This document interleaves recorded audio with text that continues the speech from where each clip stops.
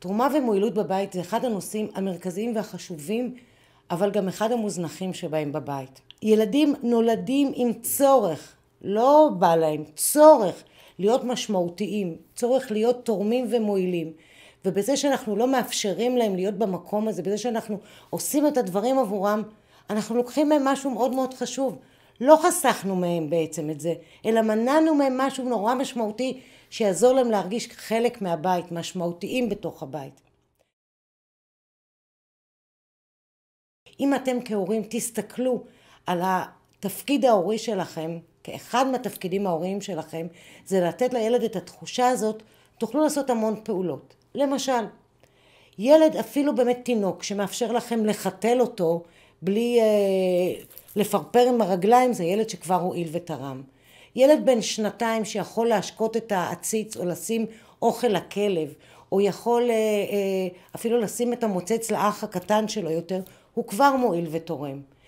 בהתאם לגיל של הילדים, כל ילד יכול לעזור במשהו. ההמלצה שלי היא שתראו במה הם יכולים ותאפשרו להם כל הזמן לעזור. אז מה קורה אם הילד שלכם כבר בן 10 ועדיין הוא לא היה מועיל ותורם בבית? נתחיל מזה שכל שינוי שאנחנו רוצים לעשות כדאי שניידע את הילדים.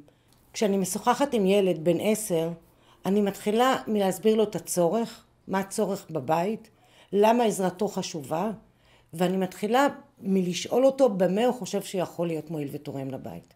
כל מה שיצא ממנו יהיה יותר קל לביצוע מאשר מה שיבוא ממני, ובטח מה שיבוא ברמת ציווי. ולא לשכוח לעולם להוקיר אותו על כל מה שהוא עושה.